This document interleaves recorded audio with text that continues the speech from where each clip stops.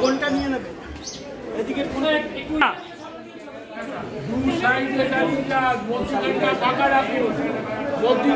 ফাঁকা রাখুন ভেতরে কি বলছি কি ঢুকছি না আমরা ঢুকছেন তো আমাকে ঠেলে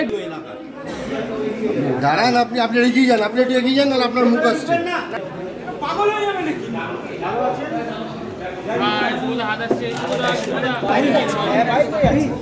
আমরা দর্শন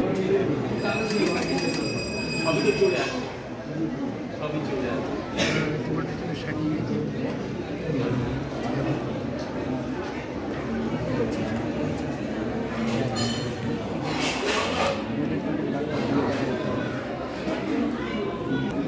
আপনারা সেবাইকে ডিস্টার্ব করে দিচ্ছেন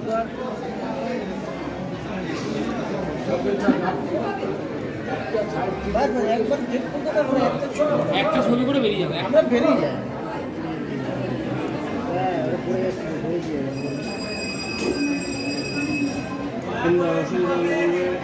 ছেড়ে দিয়ে দয়া করে হ্যাঁ এক মিনিট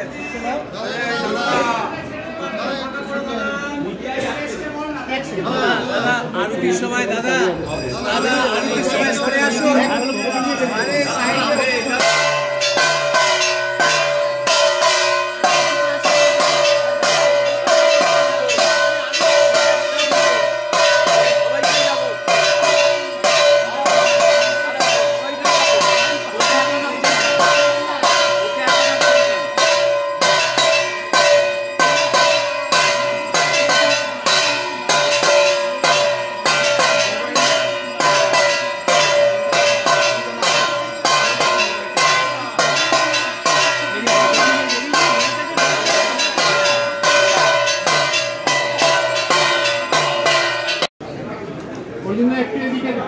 ডাউন করে তুলো বলো তো একটু ডাউন করে তুলো অর্জুন দা একটু এদিকে আরে এটা ওদিকে চলে যান না অর্জুন দা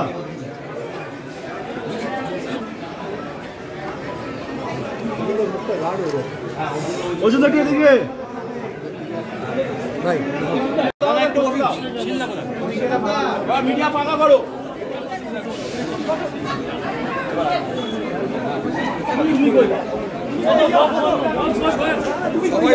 সবাই বসে যান সামনে এদিকে গেলাম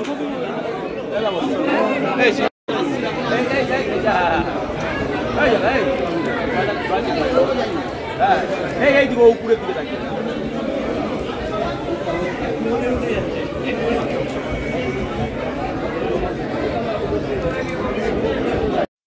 ভগবানের কাজে সব সময় মানে যুদ্ধে জিত করা হয় যুদ্ধটা জিততে পারি এটাই ভগবানের কাছে আমি চাই এই যে মন্দিরে পুজো দিয়ে আপনারা শুরু করেন বাড়তি উদ্দীপনা পান শরীরের মধ্যে দেখুন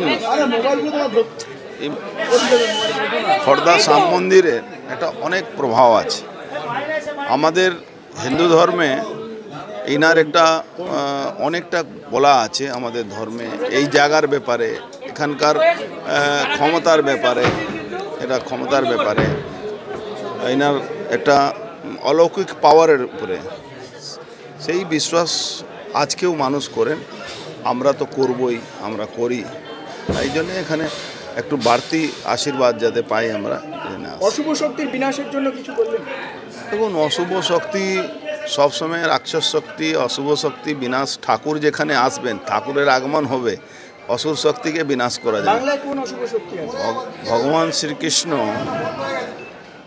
অধর্মের বিরুদ্ধে মহাভারত করিয়েছিলেন তখন অধর্মটা অনেক বেড়ে গেছিল ধর্মে জিত করার জন্য উনি অবতার নিয়েছিলেন আর সেটা সফল হয়েছিলেন ধর্মের রাজ কায়েম হয়েছিল এটাই আমরা পড়েছি এটাই আমরা জানি এখানকার ট্রাস্টি বোর্ডে সরকার দখল করেছে দেখা যাবে প্রচারে মহাভারতে অর্জুন তো মা বাবা মার নাম দিয়েই দিয়েছে তো সেই লড়াই তো থাকবেই এখানকার ট্রাস্টি বোর্ডে সরকার দখল করে নিয়েছে সেবাইতের একাংশ দ্বারস্থ হয়েছে কোর্টে দেখুন মন্দিরে বসে একটু পলিটিক্যাল কথা না বললেও হতো কিন্তু আমি শুধু একটাই কথা বলো এই সরকার পারলে ওই নিঃশ্বাসের উপরে ট্যাক্স বসিয়ে দেবে শ্যামের সুন্দরের মন্দিরে পুজো দিয়ে কি প্রার্থনা করলেন? প্রার্থনা কি করবো? প্রার্থনা করা হচ্ছে যাতে বাংলা ভালো থাকে, নরেন্দ্র মোদীর দীর্ঘায়ু হোক, নরেন্দ্র মোদীর নেতৃত্বে তৃতীয়বারের জন্য বিজেপি সরকার আসুক, ভারতবর্ষের উন্নয়ন হোক। সাধারণ মানুষের উদ্দেশ্যে কি? সাধারণ মানুষের উদ্দেশ্যে যে অত্যাচার সংগঠিত হচ্ছে বাংলায়, তার বিরুদ্ধে মানুষ রুখে দাঁড়াক, আর যার মোদীজির নেতৃত্বে যে উন্নয়ন চলছে, যেভাবে এগিয়ে যাওয়া চলছে, সেটাকে ভারত মানুষ সমর্থন করুক, এটাই বলবো। ভগবানের কাছে প্রার্থনা করলেন বেকার ছেলে মেয়েদের চাকরি? সবটাই ভালো সরকার হলে পরে এটা বলতে হয় না। যদি কোনো ভালো সরকার বসে, তার টার্গেটই হচ্ছে মানুষের কাজ করা। মানুষের কাজ করতে গেলে আমাদের সবটাই পড়ে। সৌগত রায় বলছেন আপনি মাধ্যমিক ফেল, লোকসভা ভোটে লড়বেন কি? এই অবশ্যই উত্তরটা বহুদিন ধরে দিচ্ছে। এটা ব্যাপারটা হচ্ছে, সৌগত রায় নতুন ইতিহাস পড়েননি, পুরনো বই পড়ে যাচ্ছেন। একটু নতুন পড়তে বলুন। মহারাষ্ট্রের আইজি হয়েছেন, তিনি 12 ফেল করেছিলেন, তারপর আইপিএস হয়েছেন। সুতরাং ফেল করলে পরে যদি মনের জোর থাকে, পাশ করা যায়। এবং অনেক ভারতবর্ষে অনেক আইপিএস অফিসার আছেন যারা প্রথম পরীক্ষায় ভালো রেজাল্ট করে, ওসব অনেক আছে। ওই সৌগত রায় পড়েননি। সৌগত রায়কে গিয়ে বলুন 12 ফেল সিনেমাটা দেখতে, তাহলে পুরো ডিটেলসটা, যে ওই ভদ্রলোককে নিয়ে সিনেমাটা হয়েছে।